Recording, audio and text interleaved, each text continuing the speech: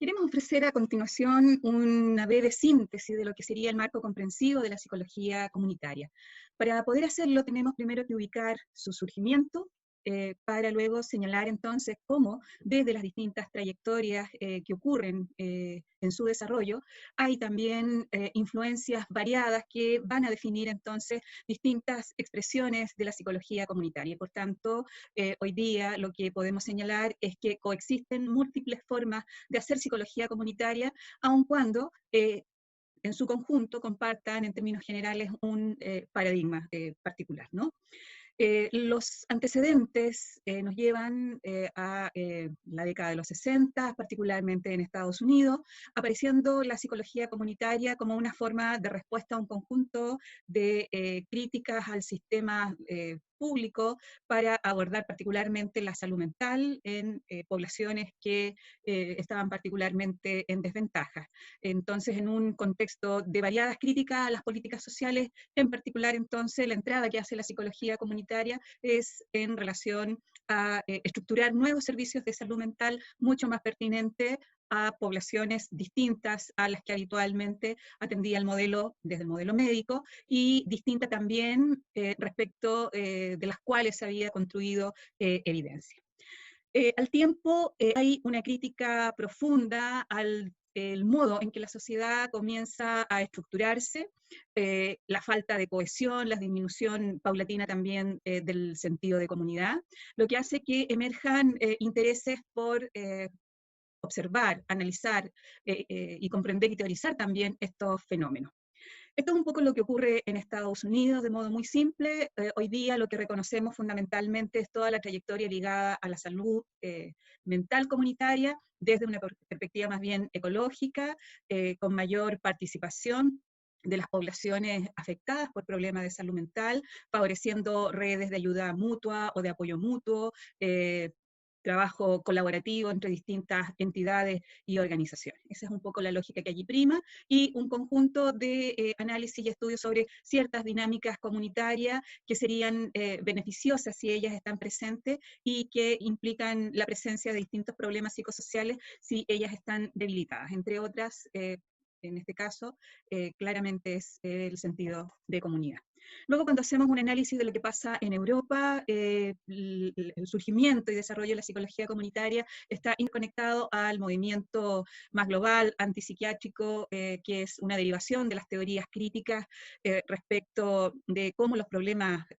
sociales en general y en particular la enfermedad mental surgen como parte de, o como respuesta a las relaciones de injusticia y de exclusión y como también las respuestas institucionales, más que solucionar los problemas de fondo, lo que estaría haciendo es más bien aportar a la estigmatización, a la marginación de ciertos colectivos que tendrían problemas de salud mental. Y también hay toda una derivación vinculada al desarrollo de políticas sociales orientadas a colectivos que tienen dificultades para acceder a los distintos servicios, colectivos vinculados a migrantes, personas que se van quedando en general en situación de exclusión. Entonces, la mirada que busca aportar allí la psicología comunitaria es cómo acceder a estos colectivos y dar respuestas eficientes, pero al mismo tiempo críticas respecto de cómo operan los sistemas. Aquí también las influencias teóricas centrales en principio son las perspectivas críticas, eh, los aportes de Foucault, entre otros, y también perspectivas asociadas a el aporte que va haciendo también Estados Unidos respecto a los avances en psicología comunitaria. En el caso de Latinoamérica, las influencias son variadas, provienen de las ciencias sociales en general, de la educación, de la sociología, entre otros. Está mucho más vinculado a una crítica sustantiva a las desigualdades sociales, por tanto es una psicología mucho más próxima a las nociones de desarrollo y el trabajo político para disminuir las injusticias y el abuso de poder que habitualmente está extendido en nuestro continente. Por tanto, las influencias que van a estar acá presentes van a ser mucho más aportes teóricos vinculados a las perspectivas críticas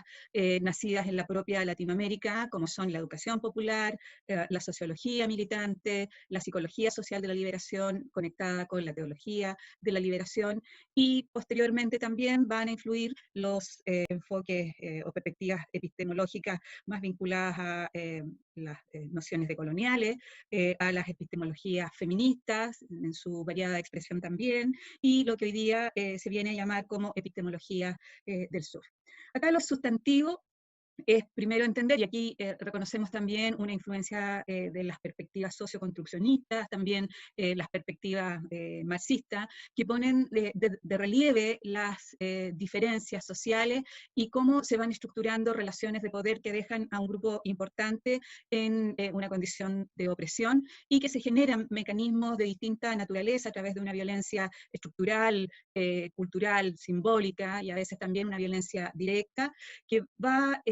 validando y va naturalizando estas relaciones de poder. Por tanto, las distintas aproximaciones vienen a constituir propuestas que permiten, primero, reconocer el valor del mundo popular, el valor del mundo indígena, el valor de los colectivos que se encuentran en condición de marginación, y contribuir activamente a desideologizar, a desnaturalizar, a aportar y construir conocimiento junto con estos colectivos para entonces generar condiciones alternativas. Por tanto, son aproximaciones que podríamos señalar mucho más políticas, lejos de una ciencia neutral, fuertemente conectada también con la práctica. Hay una coexistencia entre estos marcos interpretativos y de análisis y la construcción de una acción para la transformación. Por tanto, son aproximaciones que claramente buscan transformar las estructuras objetivas, las estructuras relacionales y también las estructuras subjetivas, develando estas relaciones de opresión. En particular, y me voy a detener un poco más entonces en las influencias latinoamericanas, puesto que para nosotros son aportaciones realmente importantes para nuestro quehacer, pero luego quiero retornar a otras influencias que están presentes en ciertas formas de hacer psicologías que están también presentes en nuestro medio. En relación a los aportes de la educación popular, aquí hay una valoración del conocimiento popular, indicando que la educación bancaria, que sería esta educación formal, que de alguna manera ha ido estructurando el sistema dominante, lo que va a hacer entonces es reproducir ciertas condiciones que ubican a ciertos sujetos en desventaja respecto de otros grupos que serían grupos dominantes. Y sería entonces a través de la educación, pero entendida entonces como una educación emancipadora, en donde a través de ciertos mecanismos de trabajo dialógico, de conocimiento profundo, sobre los conocimientos que tienen estos colectivos, se estarían generando lo que Paulo Freire señala como estímulos gatilladores, que serían ciertos códigos culturales con significado que permiten ir haciendo puente para construir categorías, conceptos, comprensiones más acabadas. Entonces sería en este proceso reflexivo, dialógico, de descubrimiento y revalorización también del propio conocimiento, incorporando por supuesto también nuevos significados que permiten enriquecer ese proceso, lo que estaría realmente aportando a una educación emancipadora. Emancipadora porque las personas toman conciencia, y bueno, allí está el concepto de concientización acerca de lo que es su realidad, que no es un dato natural dado, sino que más bien es una construcción, y que ellos pueden también tener un rol activo para la transformación. ¿Bien? De aquí derivan también un conjunto de metodologías participativas, que de ellas también conversaremos en este curso, que van a ir favoreciendo entonces este proceso dialógico de formación de educación. Voy a hacer una síntesis muy apretada, así que puedo ser incluso bastante injusto con cada uno de los planteamientos. En relación a la sociología militante, esta es una sociología que surge en Colombia, vinculada principalmente a un intento de Orlando Falsborda y colegas por construir conocimiento en estos espacios que tradicionalmente son espacios olvidados por el mundo académico, pero un conocimiento que al tiempo que sea situado, sea co-construido con los actores importantes y con un sentido también práctico de transformación de la realidad. Entonces, se reconoce que el conocimiento es co-construido con los actores de la comunidad, pero que el valor de ese conocimiento co-construido también tiene fines emancipatorios. Allí se plantea la investigación, acción participante como una metodología privilegiada. Hay un conjunto de etapas que parten generando condiciones para una participación que va profundizándose. Se aportan métodos para ir produciendo datos de distinta naturaleza, se van generando devoluciones creativas, de modo que las devoluciones en general, que permitan que las personas vayan retroalimentando y vayan haciendo también uso de esa información. Y bueno, este es un ciclo, la idea es que una etapa, ¿no es cierto?, de construcción de conocimiento permita derivar en acciones de transformación, y luego al evaluar el proceso se puede iniciar un nuevo ciclo, ¿ya? El trabajo con el mundo rural también se realiza con el mundo sindical, y posteriormente la investigación, acción participante va siendo reconocida como una metodología, como una forma de abordar la intervención social, la investigación social, que se va extendiendo a diversos campos. Muchas ONG e inclusive organismos internacionales van haciendo uso de esta aproximación. Hoy día existe ARNA, que es una asociación internacional de investigación-acción participante, que articula a investigadores y personas que intervienen desde esta aproximación. Otra gran influencia es la psicología social de la liberación, que deriva de las influencias de la teología de la liberación, que en lo sustantivo lo que plantea es que la construcción del paraíso ofrecida en el mundo católico, el mundo cristiano, no debe hacerse en un mundo alternativo cuando las personas mueran, sino que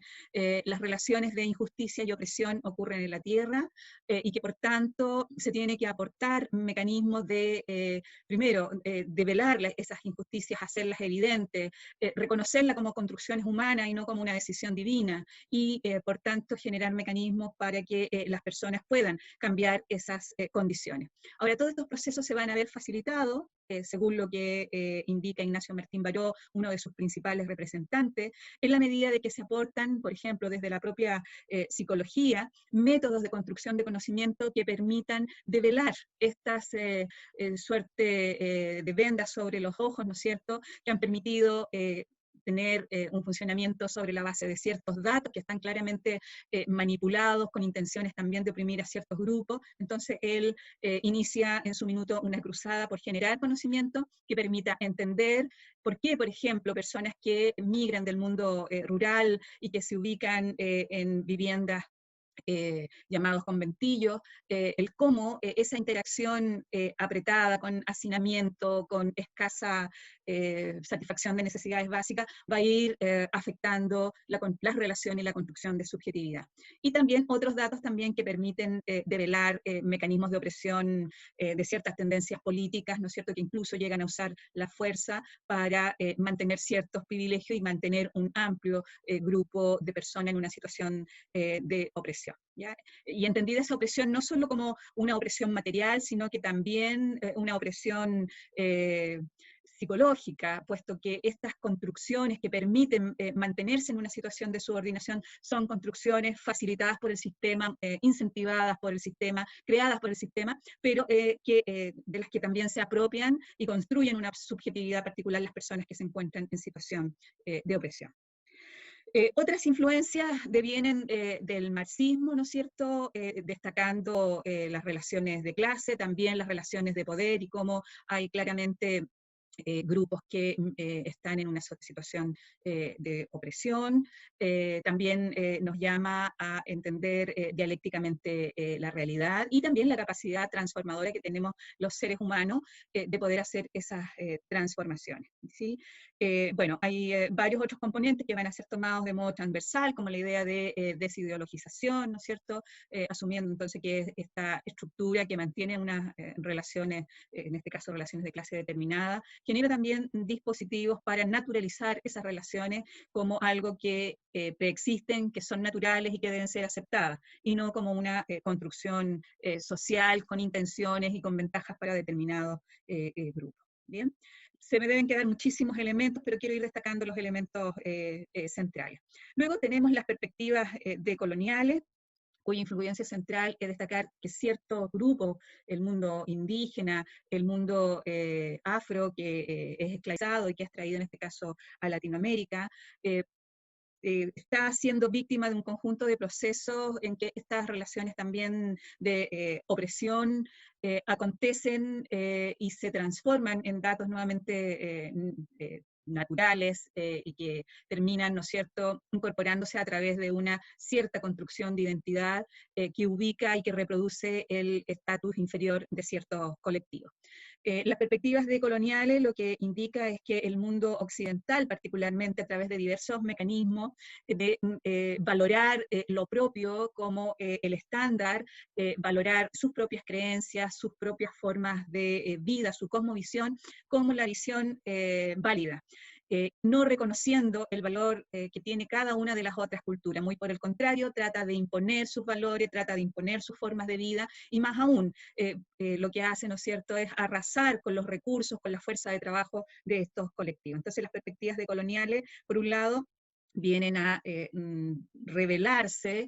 frente a esta suerte de ubicación en un estatus superior de ciertas culturas, particularmente del mundo occidental, y cómo se ha aplastado y desconocido las culturas originarias. Y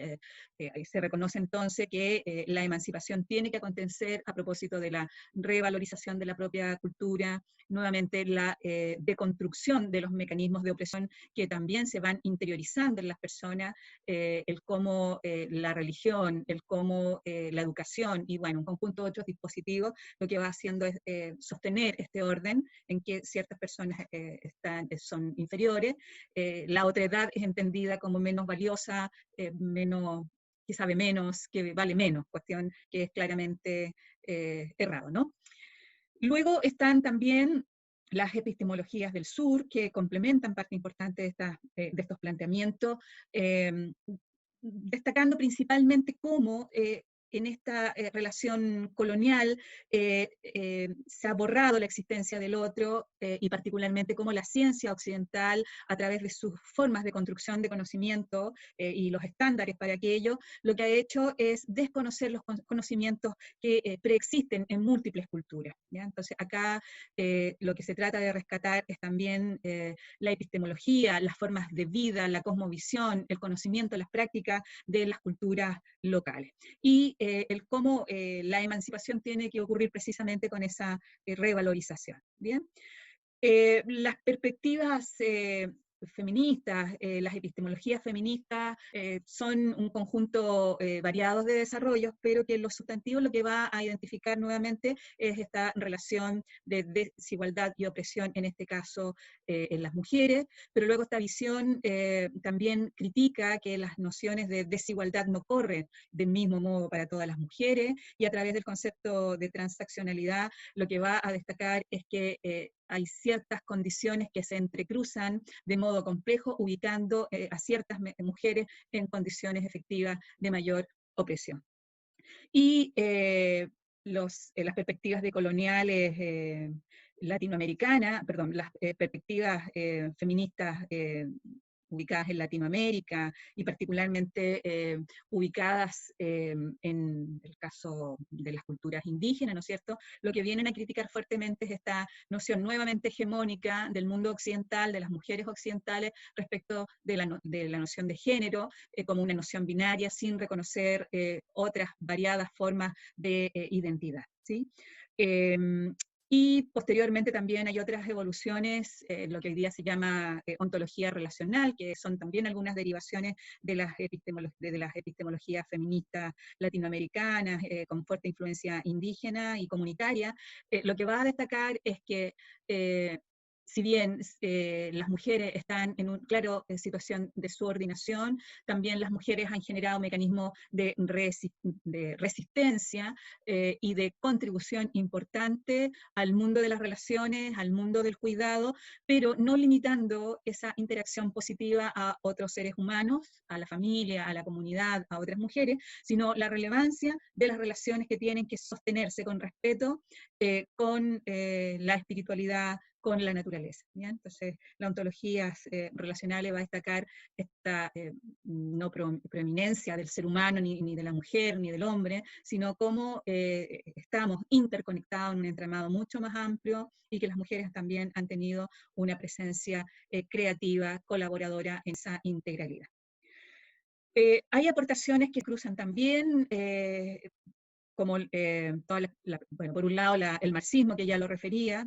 las perspectivas críticas en general, el socioconstruccionismo. También se han ido incorporando algunas nociones del paradigma de la complejidad, de las teorías de sistemas complejos, etc.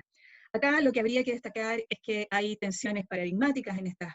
distintas aproximaciones. Claramente las perspectivas latinoamericanas mantienen esta idea de lo emancipador, de lo transformador. Si bien nosotros hemos aportado algunos elementos para destacar la visión del paradigma de la complejidad respecto de entender cómo funciona la realidad, esa perspectiva claramente es neutral, no hace o no establece un posicionamiento respecto de si ese funcionamiento efectivamente aporta al desarrollo humano, aporta a las relaciones de justicia social, que es la gran diferencia entonces en las aproximaciones críticas o emancipadoras, que su núcleo está puesto de análisis, de interpretación y de propuesta también en las relaciones de poder. Y, por supuesto, el cómo eso termina afectando, limitando el desarrollo de las personas y el desarrollo también de la naturaleza, de la vida en general, ¿no? Una cuestión también importante de señalar es que los desarrollos, por ejemplo, en África, Australia,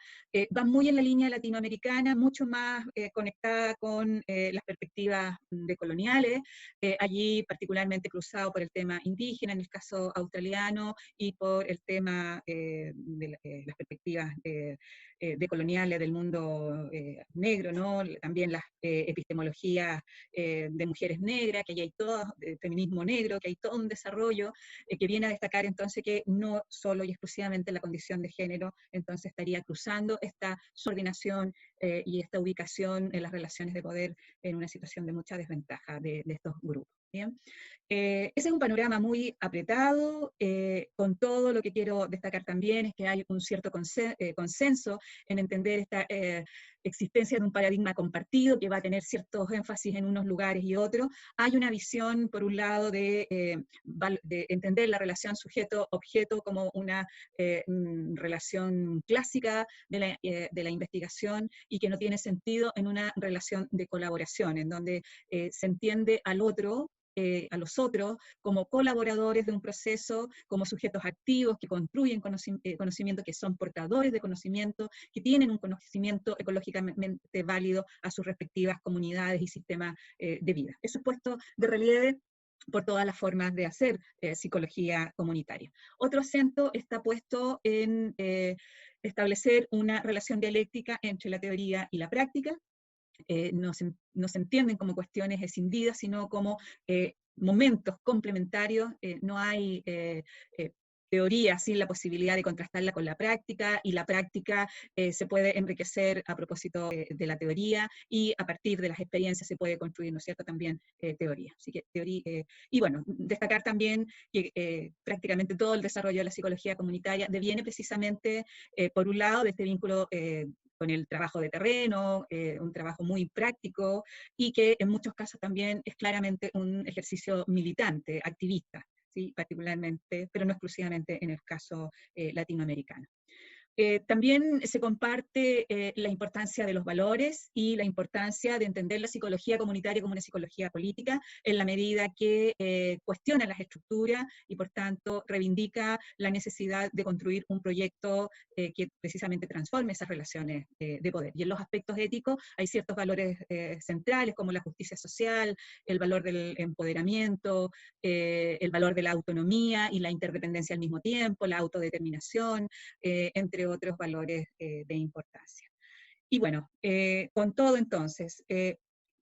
la acción comunitaria que desarrolla la psicología comunitaria va a tener como horizonte hacer transformaciones a distinta escala y con distintos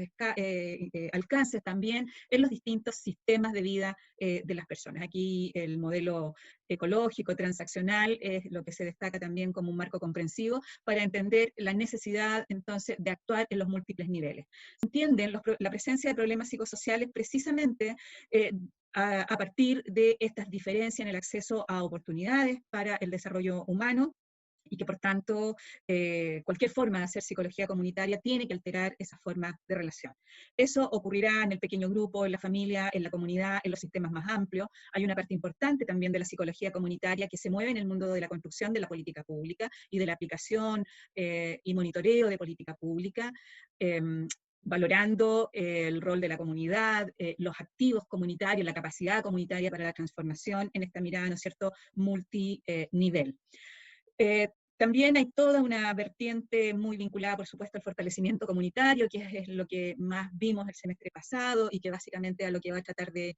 atender son a las dinámicas, los mecanismos que sostienen, fortalecen esta capacidad de la comunidad para actuar de modo colectivo, crítico, participativo, para transformar aquellas circunstancias que les están impidiendo, ¿no es cierto?, avanzar